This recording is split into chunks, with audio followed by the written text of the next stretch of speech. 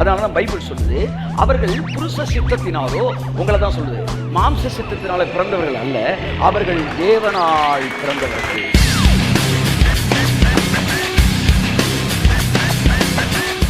தேவனுடைய வித்து அவனுக்குள் தரித்திருக்கிறது. பொல்லாங்கன் அவனை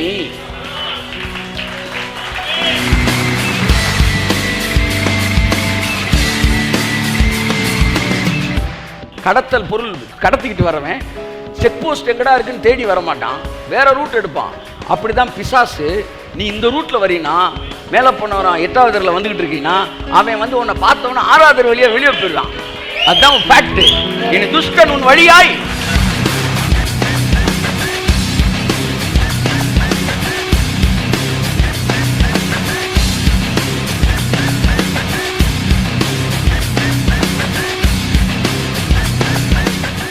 துரைத்தனங்களையும் அதிகாரங்களையும் உரிந்து கொண்டு வெளியரங்க கோலமாக்கி சிலுவையிலே நான் வெற்றி சிறந்தேன். அந்த செயலின் மேல் வைக்கிற விசுவாசமே.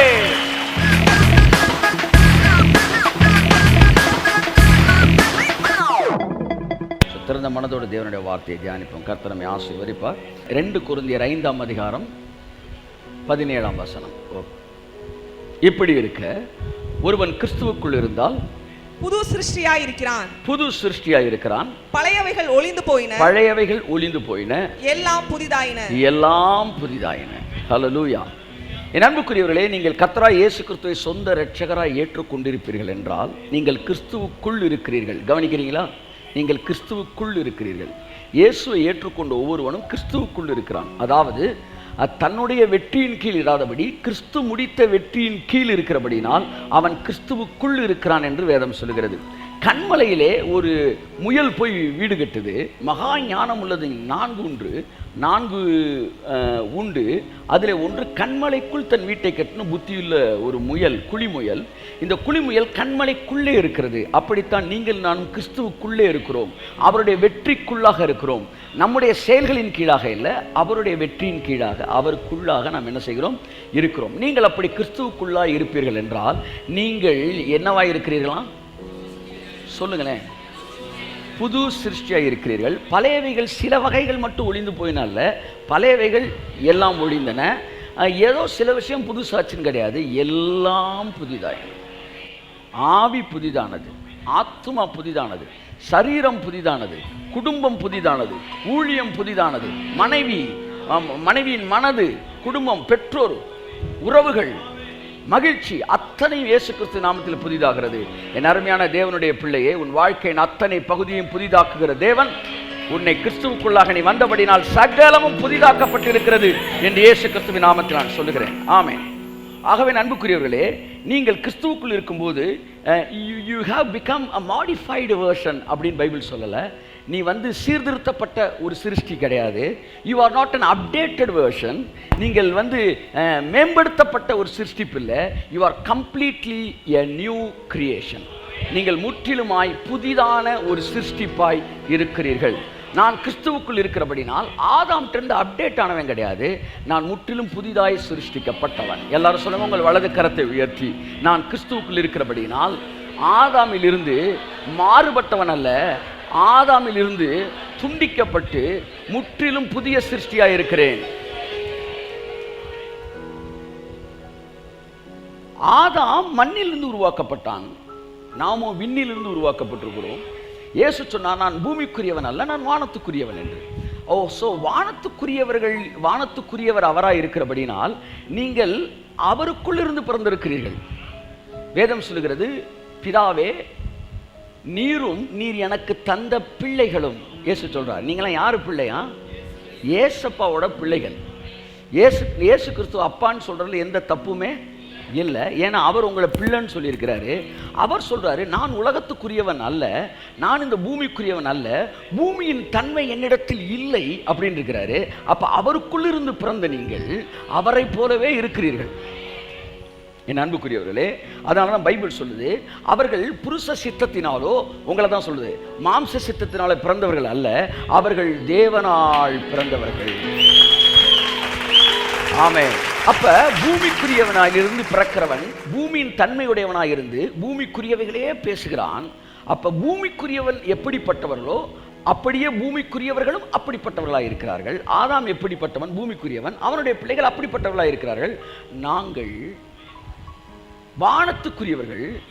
வானத்துக்குரியவர் எப்படிப்பட்டவரோ வானத்துக்குரியவர்களும் அப்படிப்பட்டவர்களாகவே இருக்கிறோம். நாம் உலகத்தை சகித்துக் கொள்ளும்படி இந்த உலகத்தில் அழைக்கப்படவில்லை. உலகத்தை சகிக்கும்படி அல்ல, உலகத்தை ஜெயிக்கும்படி நாம் அழைக்கப்பட்டிருக்கிறோம். இயேசு சொன்னார், உலகத்தில் உபத்திரவம் உண்டு, ஆனாலும் திடன் கொள்ளுங்கள், நான் உலகத்தை ஜெயித்தேன். இந்த உலகத்தில் இருந்து உங்களை எடுத்துக் கொள்ளும்படி தேவன் வேண்டிக் கொள்ளாமல், உங்கள் உலகத்திலே உங்களை காத்துக் கொள்ளும்படி, இந்த உலகத்திலே நீங்கள் ஜெயிக்கும்படி தான் தேவன். யாரெல்லாம் யார் ஒலிம்பிக்கில் முடிகிறதுக்கு முன்னாடியே வீட்டுக்கு போயிடணும் அப்படின்னு, அல்லது ஒரு பந்தயத்தில், ஒரு ஓட்ட பந்தயத்தில் பரிசு வழங்குறதுக்கு முன்னாடியே வீட்டுக்கு போகணும்னு யார் நினைப்பா? தோத்து போனவன் நினைப்பான். இனிமே இங்கே இருந்து என்னத்தை, நம்ம தான் தோத்து போயிட்டோம்ல, சாயந்தரம் வரைக்கும் உட்காந்து என்னத்தை வாங்குறது? அதனால விளையாட்டு போட்டி முடிகிறதுக்கு முன்னாடியே வீட்டுக்கு போயிடுவோம். ஒரு போட்டியில் கலந்து கொண்டவன் எவன் பாதியில் வீட்டுக்கு போகணும்னு நினைப்பான்? தான் தோத்துட்டா வீட்டுக்கு போகணும்னு நினைப்பான். இப்போ தெரியுதா ஏன் பெந்தேகோஸ்தேக்காரன்லாம் வேகமாக பரலோகத்துக்கு போகணும்னு நினைக்கிறான்னு? அவன் தோத்து போயிட்டான். இனிமேல் இந்த உலகத்தில் இருக்கிற அவனுக்கு பிடிக்கல, இந்த வியாதி அவனால் ஜெயிக்க முடியல, அவனால் இந்த ப்ராப்ளத்தை ஜெயிக்க முடியல. அதனால் இந்த உலகத்தில் போராடுறதை விட நான் போயிடுறது பெட்டர் நினைக்கிறான். ஆனால் தேவன் உங்களை தோற்று போய் ஓடும்படிக்கு அழைக்கப்படவில்லை. ஓடி போகிறவர்கள் போல அவர்கள் ஓடி போகிறது இல்லை. வேதம் சொல்லுகிறது, இந்த உலகத்தில் உபத்திரம் உண்டு, ஆனாலும் திடன் கொள்ளுங்கள், நான் உலகத்தை ஜெயித்தேன் என்று சொன்னார். நீங்களும் நானும் அந்த ஜெயத்தை அனுபவிக்கும்படிக்கு தேவன் வைத்திருக்கிறார். என் அன்புக்குரியவர்களே, வாழ்க்கையில் ஜெயிக்க வேண்டும். வாழ்க்கையில பல ஃபேஸ் இருக்கு, ஒவ்வொரு ஃபேஸ்லையும் ஜெயிக்கணும். அதுல பல வருஷங்கள் இருக்கு, ஒவ்வொரு வருஷமும் நீங்க ஜெயிக்கணும். அதிலே பல மாதங்கள் இருக்கிறது, ஒவ்வொரு மாதமும் நீங்கள் ஜெயிக்க வேண்டும். அதிலே 30 நாட்கள் இருக்கிறது, ஒவ்வொரு நாளிலும் நீங்கள் ஜெயிக்க வேண்டும். அதிலே 24 மணி நேரம் இருக்கிறது, ஒவ்வொரு மணி நேரத்திலும் நீ ஜெயிக்க வேண்டும். Every minute is a successful life. ஏதோ 10 வருஷம் அழிஞ்சு கிடந்தேன், பாலா கிடந்தேன், அடுத்த 10 வருஷம் வந்துட்டேன் சார், கிடையாது. தேவன் உங்களை அப்படி டிசைன் பண்ணல. Every year is a successful year. Every month கை தட்டு, நல்லா தட்டு, நல்லா தட்டு. ஒவ்வொரு மாதமும் வெற்றியின் நாள். நாளைய நாள் அல்ல, இன்றைய நாள். நாளைக்கு தரேன்னு சொன்னா நீ யார நாளைக்கு தரேன்னு சொல்ல? இன்னைக்கு எனக்கு வேணும். பிசாசு சொன்ன நாளைக்கு போயிடுறேன், நாளைக்கு என்ன போகிறது? சிலுவை வந்தோடனே போகிறேன், சிலுவெல்லாம் கிடையாது. இப்போ நீ வெளியே போகிற, வெளியே போனால் பிரச்சனை ஆகும். பிரச்சனையை சந்திக்க தான் நான் வந்திருக்கிறேன். அந்த பிரச்சனையை தான் சிலுவையில் சந்திக்க போகிறேன். இப்போ என்னை எதிர்த்து நம்ம சிலுவை அறிய ஒன்று அடிச்சுக்கு தான் சிலுவையில் சந்திக்க போகிறேன். அதனால் வெளியே போயிருங்க. தேவன் என்னைக்குமே போஸ்ட்போன் பண்ணதே கிடையாது. தேவன் எனக்கு என்னைக்குமே இம்பர்ஃபெக்ட் மிராக்கிள் அக்செப்ட் பண்ணதே கிடையாது. ஒன்றுமே தெரியாது. கண்ணில் கையை வச்ச உடனே ஐயா பாதி தெரியுது அண்ணா, போதும் அப்படியே ஸ்தோத்திரத்தோட வீட்டுக்கு போக சொல்லலை. அவன் போதுமையா அண்ணா, உனக்கு போதுண்டா, எனக்கு போதாது, மறுபடியும் கண்ண மூடினாரு.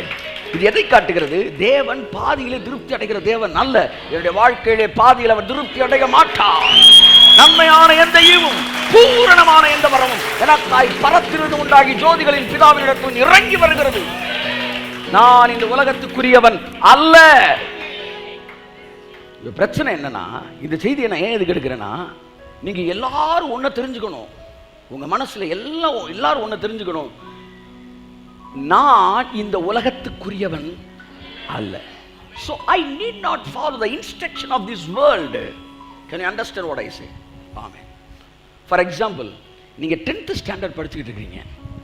8th ஸ்டாண்டர்டுக்கு இன்ஸ்ட்ரக்ஷன் கொடுக்கும்போது நீங்க அதை கேட்பீங்களா? நீங்க 12th ஸ்டாண்டர்ட் படிச்சுக்கிட்டு இருக்கீங்க. எங்களுக்கெல்லாம் 12th தான் பேண்ட்டே போடணும். அதுக்கு முன்னாடி 10th பேண்ட் போட்டால் கொண்டுருவாங்க. நாங்கள் படித்த காலம் அதே மாதிரி. ஸ்கூலுக்குள்ளே சைக்கிளை ஓட்டிட்டு வரவே கூடாது, இறங்கி உருட்டிட்டு தான் வரணும். இப்படிலாம் வாழ்ந்தோம். பரவாயில்ல, நல்ல பழக்கங்களை கற்றுக் கொடுத்தாங்க. இன்றைக்கி பேண்ட்டு இப்போ 5ஆப்லே பேண்ட்டை போட்டுறான். அப்போ +2 படிச்சுக்கிட்டு இருக்கிறோம். அப்போ தான் நாங்கள் முத பேண்ட்டு முழு நீள பேண்ட்டு போடுறோம். அப்போ 10th படிக்கிறவன் 9th படிக்கிறவன் ஆஃப் டவுசர் தான் போடுவாங்க. இப்போ ஒரு இன்ஸ்ட்ரக்ஷன் கொடுக்கப்படுகிறது 10th 9th படிக்கிறவங்களை பார்த்து, நாளைக்கு எல்லாரும் புது யூனிஃபார்ம் கலர் சொல்லியாச்சு, எல்லாம் ட்ரௌசரை போட்டு வந்துருங்கடா. அப்புறம் நீங்கள் பக்கத்தில் உட்காந்து இப்படி கேட்டுக்கிட்டே இருக்கிறீங்க. பக்கத்து கிளாஸு அவங்க மரத்தடியில் உட்காந்துருக்குறாங்க, நீங்கள் ஜன்னல் வழியாக கேட்டு அடுத்த நாள் ட்ரௌசரோடு வந்து உட்காந்துருக்கீங்க. நீங்கள் சரியானதை செஞ்சுருக்கீங்களா? இல்லை. இன்ஸ்ட்ரக்ஷன் உண்மையா? உண்மை. அதை நீங்கள் கேட்டது உண்மையா? அதுவும் உண்மை. இன்ஸ்ட்ரக்ஷன் படி வரணுன்றது உண்மையா? அதுவும் உண்மை. ஆனால் அந்த இன்ஸ்ட்ரக்ஷன் உனக்கு இல்லைன்றது தான் மிகப்பெரிய உண்மை. நீ யூடியூப்பில் போய் வியாதியை பார்க்குற, ஃபேஸ்புக்கில் போய் வியாதியை பார்க்குற, டாக்டர் சொல்கிற சஜஷனை பார்க்குற, ஒப்பீனியனை பார்க்குற, மெடிக்கல் ரிப்போர்ட்டை பார்க்குற, இந்த இன்ஸ்ட்ரக்ஷன் எல்லாம் உண்மை தான். ஆனால் அது உனக்கு எந்திரிச்சு என்ன கை தட்ட வேணாமா? ஆமென், ஆமென். God bless you. God bless you. I respect the word of God. இதெல்லாம் உண்மைதான். ஆனால் எனக்கு இது கிடையாது. ஏன்னா நான் இந்த உலகத்துக்கு உரியவன் அல்ல. மன்னிக்கவும். விசுவாசம் பெருகும்போது சில விஷயங்களை நீங்கள் எதிர்த்து தான் ஆக வேண்டும். விசுவாசம் வளர வளர உங்களுடைய எதிர்ப்பு சக்தி கூடும். ஓகேயா? எடுத்த உடனே நீங்கள் எல்லா மெடிக்கல் ரிப்போர்ட்ஸையும் கிழிச்செறின்னு நான் சொல்லலை. ஆனால் உங்களை கிழிச்செறிங்கன்னு சொல்லாமலே நீங்கள் கிழிச்செறிவீங்க. அப்போவே கண்டுபிடிச்சிடணும் உங்களுக்குள்ள அந்த எதிர்ப்பு சக்தி வந்துருச்சு. அது தானா வரும், அது தானா வரும், அந்த வீரம் தானா வரும். 18 வயசு ஆனவன கூட்டிட்டு போய் அந்த பொம்பளை பிள்ளை போதுரா, அப்படியே பின்னாடி போடா அப்படின்னு நான் சொல்லியா கொடுக்குறீங்க? அவன் தானா போறான், அவனுக்குள்ள தானா ஒன்று வருது. அப்படித்தான் விசுவாசம் வரும்போது தானா வரும். மெடிக்கல் ரிப்போர்ட்டை கிழிச்சு எறியக்கூடிய ஒரு வீரம், ஒரு ஆக்ரோஷம் தானா வரும். அப்ப கண்டுபிடிச்சுக்கலாம், நான் வயசுக்கு வந்துட்டேன். கையை தட்டு. ஆமென், ஆமென். ஆவிக்குரிய ஒரு வயதிற்கு நான் வந்து விட்டேன். அப்பதான் ஒரு ஸ்டேட்மெண்ட். இப்ப நான் கூட அந்த ஸ்டேட்மெண்ட் சொல்ல முடியாது. எத்தனையோ மெடிக்கல் ரிப்போர்ட்டை பொய்யாக்கியிருக்கேன் என் வாழ்க்கையில. இன்னும் பொய் ஆக்கிட்டு இருக்கேன் சில மெடிக்கல் ரிப்போர்ட்டை. Still it is in process. முட்டாள்தனமா இல்லை, நான் பொய் ஆக்கிட்டு தான் இருக்கிறேன். ஆனா ஒண்ணு தெரிஞ்சுக்கங்க, இன்னும் ட்ரக்கு, டாக்டர்ஸ், டீமன் அப்படின்னு பேசக்கூடிய அளவுக்கு நான் என்ன செய்யல, வரல. ஆனா நாள் வரும். அலெக்சாண்டர் டர்பி பேசினாரு, ட்ரக்ஸ், டாக்டர்ஸ். இந்த வரிசையில் இல்ல, ட்ரக்ஸு, டீமன்ஸு, டாக்டர்ஸ்னாரு. இவங்க எல்லாம் ஒரே கேட்டகரினாரு. Can I speak? இன்னைக்கு பேசி நாளை காலையில் போய் ஐயா காய்ச்சல் அடிக்கிற மாதிரி இருக்கு, போப்பா வா, என்னமா டீமன் நேற்று மேடையில் ஓவரால். ஆனாலும் எனக்குள்ள தைரியம் இருக்கு, கொஞ்சம் கொஞ்சமாக ஏற்றுக்கிட்டு வரேன். நான் கம்ப்ளீட்டாக தூக்கி நிப்பாட்டு இயேசு நாமத்தில். அவர்களெல்லாம் இருக்கிறாங்க, ஜனங்களுக்காக தேவன் வச்சிருக்கிறார். They are angels of God. இல்லை நான் சொல்லலை, but are they for you? அதான் கொஸ்டின். ஆமீன் சொல்லுங்க. பாருங்க, என்ன டாக்டர் வந்து கால்நடை மருத்துவர், வெட்டினரி டாக்டர் இருக்காரு. உடனே நீங்க போய் ஊசியை போடுவோன்னு சொல்றீங்களா? அவர் ஊசியை வெளியே எடுத்தாருனால நீ பயந்துருவேன். நீ அவங்க இருக்கிறாங்க. யாருக்கு இருக்கிறாங்க? கால்நடைகளுக்கு. அப்ப கேட்டகரி புரியுதா? அப்படித்தான். இன்னும் கொஞ்ச காலத்துல உங்களுக்கு விசுவாசம் வளர்ந்த உடனே நீங்க சொல்லுவீங்க, அவங்களாம் அவங்களுக்குப்பா, நம்ம உலகத்துக்கு அப்படி வரணும்.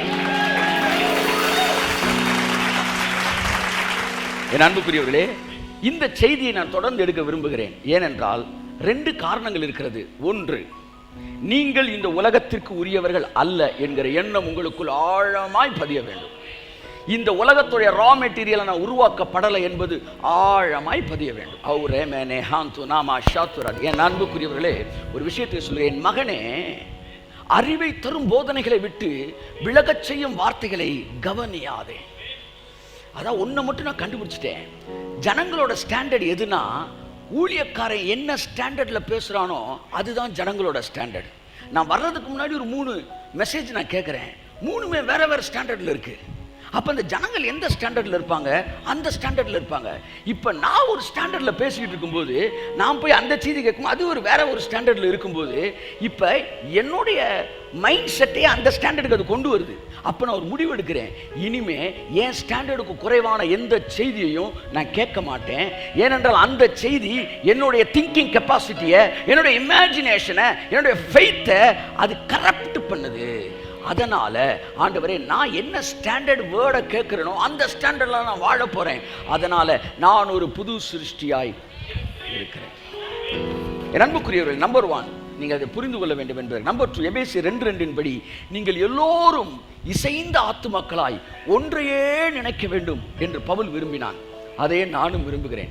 இந்த செய்தியை கேட்டுக்கொண்டிருக்கிற இந்த ஆலயத்துக்குள் அமர்ந்திருக்கிறவர்கள் மாத்திரமல்ல, உலகமெங்கிலும் இந்த வார்த்தையை கேட்டுக்கொண்டிருக்கிற ஒவ்வொருவரையும் பார்த்து நான் சொல்லுகிறேன், நீங்கள் எல்லோரும் இசைந்த ஆத்துமாக்களாய் ஒன்றையே விரும்பும்படி.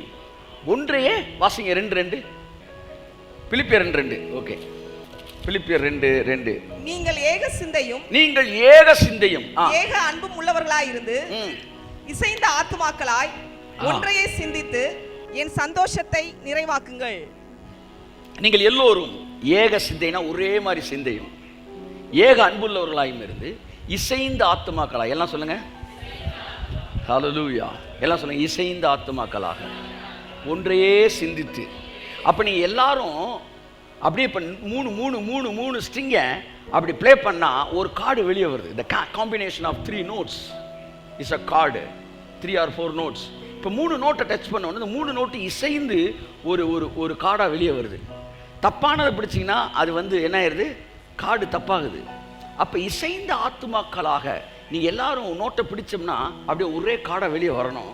அப்படி ஒன்றையே சிந்திக்கணுமா? அது என்னன்னா, நீ எல்லாரும் நல்லா நினச்சிக்காங்க, நீங்கள் இந்த உலகத்துக்குரியவர்கள் அல்ல என்பதுக்கு அர்த்தம். அவன் பண்ணுற மாதிரி ட்ரெஸ் பண்ணுறது, அவனை மாதிரி லிப்டிக் இதைத்தான் சொல்லி கொடுத்தாங்க.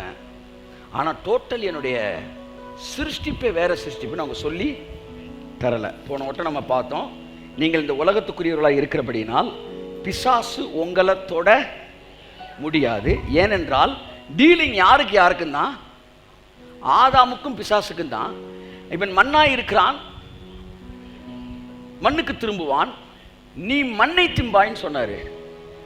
பாம்பு மண்ணை தான் திங்க முடியும். அப்ப பாம்பு யாரை திங்க முடியும்னா ஆதாமை திங்க முடியும், ஆதாமுடைய சந்ததியை திங்க முடியும். நீங்கள் பூமிக்குரியவர்கள் அல்ல, பூமியின் சாயலை உடைய நீங்கள் பூமிக்குரியவர்களின் சாயலை அடைந்திருந்தீர்கள். இப்பொழுது விண்ணவரின் சாயலை, விண்ணவருக்கு நீங்கள் பிறந்திருக்கிறபடினால், அவருடைய சாயலை அணிந்திருக்கிறபடினால் பிசாசு உங்களை தொடவே முடியாது. அதனால தான் பைபிள் சொல்லுது, the conclusion of last week message, ஒருவன் தேவனால் பிறந்தவன் பாவம் செய்யான், தேவனுடைய வித்து அவனுக்குள் தரித்திருக்கிறது, பொல்லாங்கன் அவனை. ஆமென். நல்லா நல்லா நல்லா. பொல்லாங்கன் அவனை தொடுறதுன்னா என்னங்க? தொடுறதுன்னா என்ன? சில விஷயம் சாதாரண தமிழ் தான், ஆனால் உங்களுக்கு வடம் பார்த்து கதை சொல்லணும். பொல்லாங்கன் அவனை தொடுறதுன்னா என்னங்க? தொட்டு தொட்டு பார்ப்பேன் அப்படி பாருங்களே. இதுக்கு பேர் தான் தொடுறது. இதுக்கு பேர் என்ன? தொடுறது. தொடுறது. இப்போ பைபிள் சொல்லுது, தேவனுடைய வித்து அவனுக்குள் தரித்திருக்கிறபடினால் பொல்லாங்கன் அவனை பிடிப்பான்ல கிடையாது, தொடவே முடியாதான். பொல்லாங்கன் அவனை தொடான். கையை தட்டு, நல்லா தட்டு, நல்லா தட்டு, நல்லா தட்டு, நல்லா தட்டு. தொடான் தொடான் தொடான் தொடான். ஏனென்றால் தேவனுடைய வித்து. இங்க மேட்டர் என்ன? வித்து. வித்து எல்லாம் சொல்ல, நான் தேவனுடைய வித்து. கையை தட்டு, தேவனுடைய வித்து.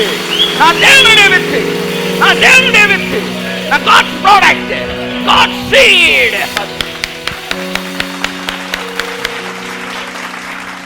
இன்ஸ்ட்ரக்ஷனை போட்டு தேடிக்கிட்டு இருக்கிறோம். அதாவது காலையில் ட்ரௌசரை போட்டு வந்துரு, அதை காலையில் வரலாறு, மதியம் புவியல், காலையில் சயின்ஸு, மதியம் மேக்ஸு, இப்படிலாம் பேசிகிட்டு இருக்கும்போது வா ஒன்று போவே சொல்லிடு. இப்படி சொல்லும்போது நீங்கள் உள்ளே பூந்து, சார் காலையில் ஹிஸ்ட்ரி, மதியம் ஜாகிரஃபியா, காலையில் ஜாகிரஃபி, மதியம் ஹிஸ்ட்ரியா, இப்படிலாம் குழம்பிட்டு இருக்கீங்க. அவர் சொல்கிறீங்க, வாடா முதல்ல நீ என்ன ஸ்டாண்டர்டு? நான் +2, இப்போயும் ஆறாப்பில் உட்காந்து இன்ஸ்ட்ரக்ஷன் கேட்டுக்கிட்டு இருக்கிற. இந்த ஒட்டுமொத்த இந்த என்ன சொல்ல, இந்த பேக்கேஜே உனக்குரியதே, வெளியே போய் சொன்னாங்க. Come out from all this nonsense. I am God's seed. I am God's product. இது உங்க மனசுல பதியணும். நான் God's seed. Seed, seed, seed, seed.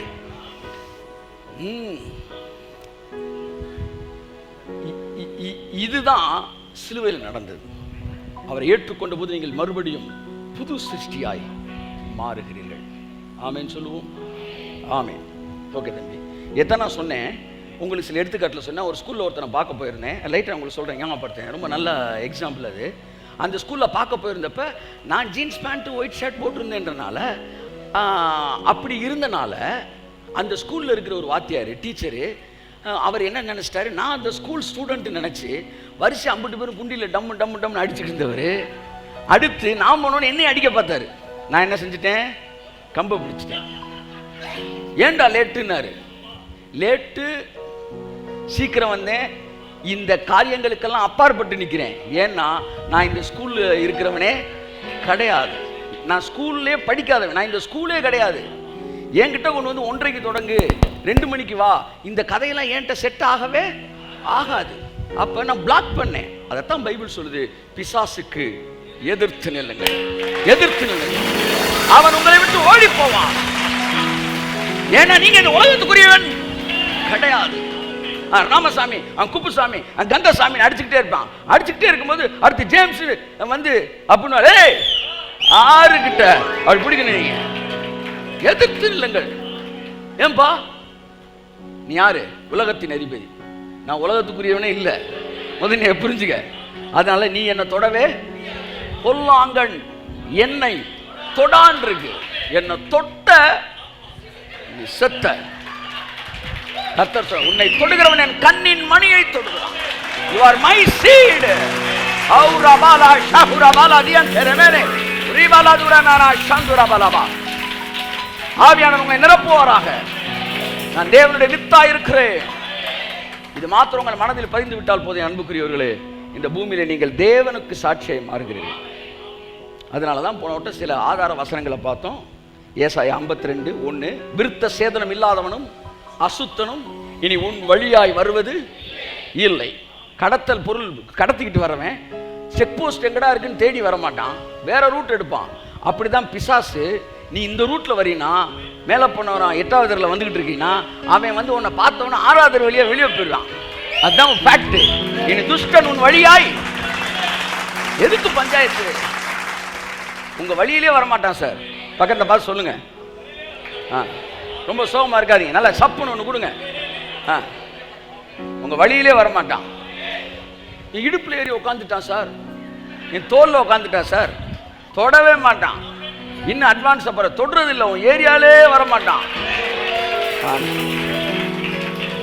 அதோட ஏசாயா 53:14 இன்னும் தெளிவா இருக்கு. கொடுமைக்கு தூரமாவாய். அதாவது 6வது 8வது வரைனா 6வது வழியா போயிடுவான் கிடையாது, 2வது தாண்டி போயிடுவான்றாரு. தூரமாவாய், கொடுமைக்கு தூரமாவாய். ஆமே. கடைசி என்னைக்கு காய்ச்சல் வந்துச்சு தெரியலையே சார். அப்படி வருவேன், ரொம்ப வருஷம் ஆயிப்போச்சு சார். கடைசியா ஹாஸ்பிட்டலுக்கு எப்போ போனோம் தெரியலையே, ரொம்ப வருஷமாச்சு. தூரமாவாய். நாகும் 1:15 வாஸ்தவம். இனி துஷ்டன் உன் வழியாய் வருவது இல்லை, அவன் முழுவதுமாய் சங்கரிக்கப்பட்டான். ஆமென். உங்களை பிசாசு தொட முடியாது என்பதின் அடிப்படையில் இன்னும் சில வேத ஆதாரங்களோடு இந்த வாரம் நான் பேச விரும்புகிறேன். ஆமென் சொல்லுவோம். என் அன்புக்குரியவர்களே, புதிய மனுஷனை வாசிப்போம். எபேசியர் 4:22, 23, 24 வாசிப்போம். நான் கொஞ்ச நேரம் தான் பேசுகிறேன். அதாவது புது சிருஷ்டியின் தன்மை 1, பிசாசு அவனை தொட முடியாது. வாசிப்போம்.